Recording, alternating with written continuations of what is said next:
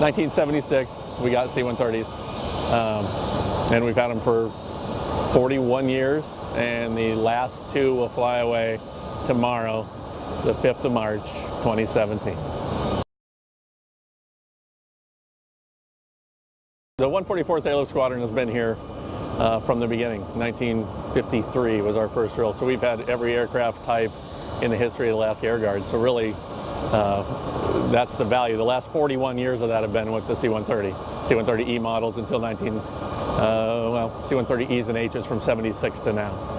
And so the main mission is really Army support, probably more than anything else, but it's moving stuff via air, land, or airdrop to the Army wherever they need it. Flying C-130s is like flying a giant 4-engine Super Cub.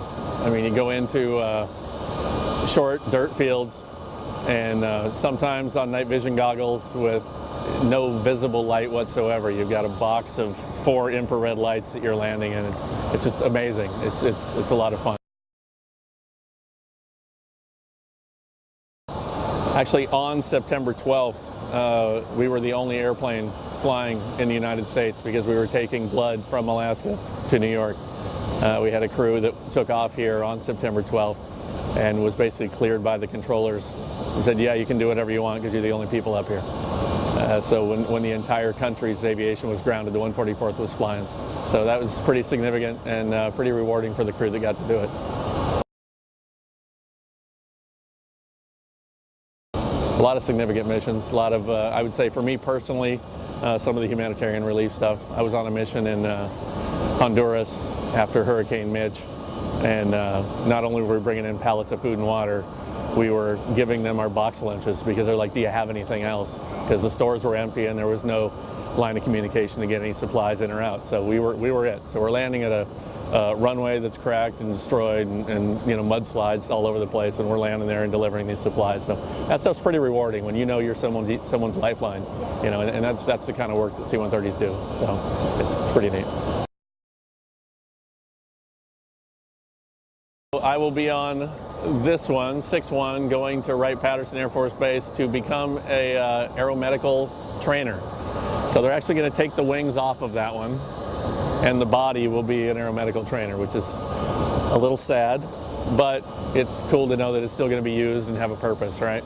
6-0 is going to the boneyard, so that's going to Davis Monthan. They wrap it all up and put it away in the desert. So those guys that take that airplane will have a whole different experience than I'll have, you know, but we get to land at a closed runway at a museum sort of thing. It has to be open just for us to go in. So it's hard to do, but it's like I said, we know it's necessary. We know that, you know, the future depends on continuing to change and adapt and get new iron. So we understand that part. But you know, giving up something you've done for 22 years is difficult. But being on the last one will be meaningful. That'll be cool for me to get to experience. So I guess I'd just like to thank everybody that had anything to do with the last 41 years. And there's folks that were here in the hangar over there right now that were here when we switched from C-123s to C-130s. So they remember the first day the airplanes arrived, and now they're here the last day the airplanes leave.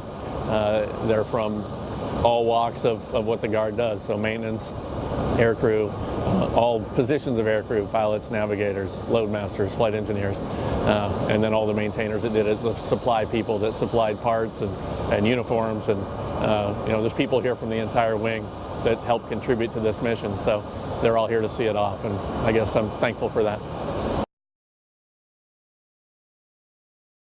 Yeah, so I joined the 144th Airlift Squadron right out of high school, 17 years old. I came in, did an interview with the chief at the time, and joined up. At the time, I didn't know that the 144th was actually even a part of the Guard, and I got to learn that it was. So I've been in for 10 years. I've flown these airplanes for 10 years. All my experiences in the Guard have been in the 144th with these airplanes.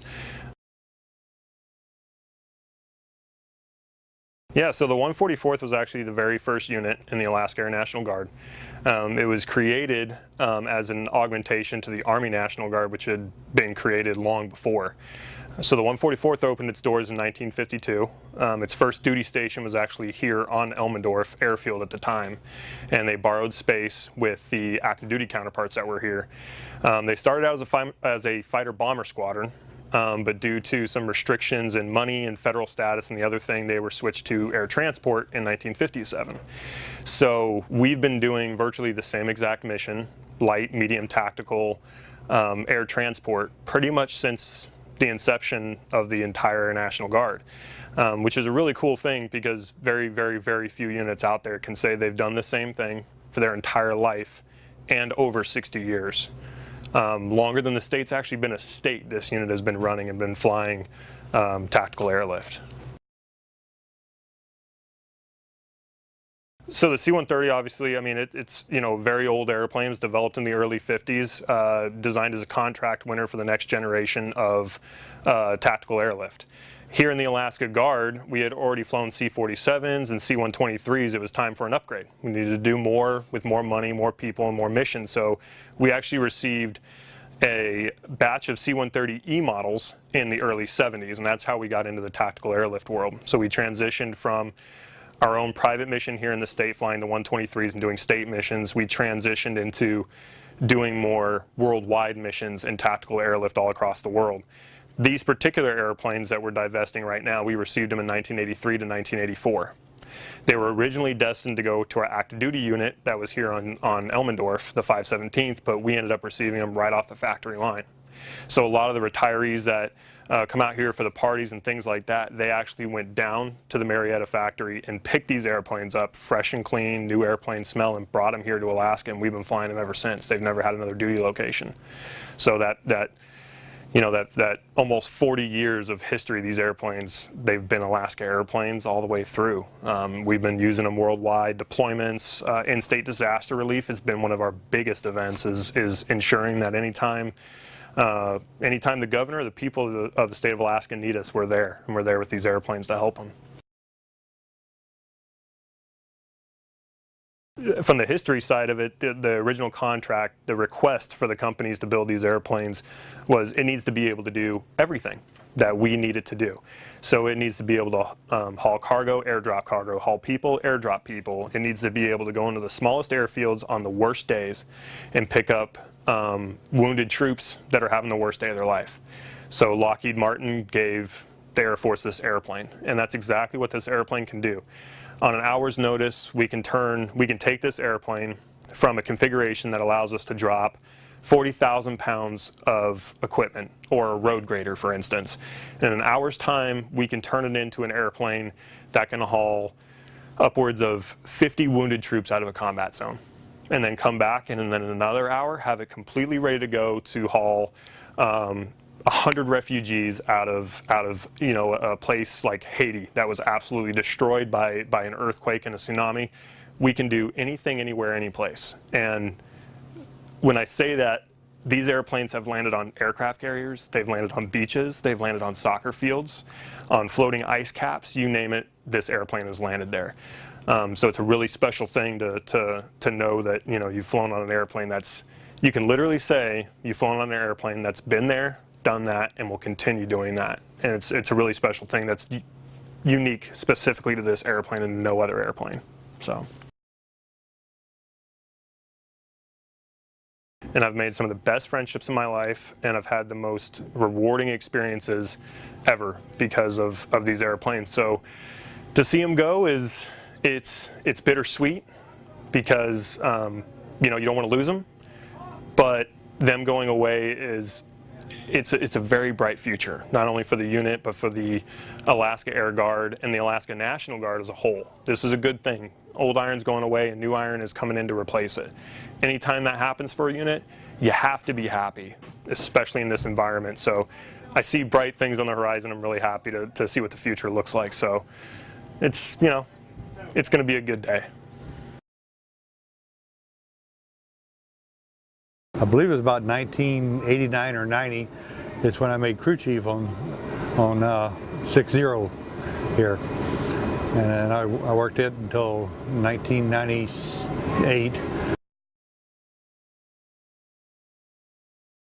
Because But I felt like it was the lifeblood of the Air Guard for so many years, and I was disappointed when I heard they were moving here to Elmendorf some years back. But I got past that. But the 130, that's, like I said, it's been the lifeblood. It's a lot of things that 130 can do that C-17 can't do. I know the C-17 has the short field landing capability, but you could really get into some places in the C-130 that you wouldn't even attempt to do on a C-17. Got a lot of good people, and everyone working together, looking out for each other's backs all the time, and it was a very enjoyable time. It really was a highlight of my life, was working with the Guard. The motor has a certain sound that you know from. I live up in a place called River Bend, it's a subdivision in just south of Palmer, and a lot of times when they fly, the flight path especially when they're going to the lower 48, and they're usually flying within a couple miles of my house, and I know what it is as soon as I hear that sound.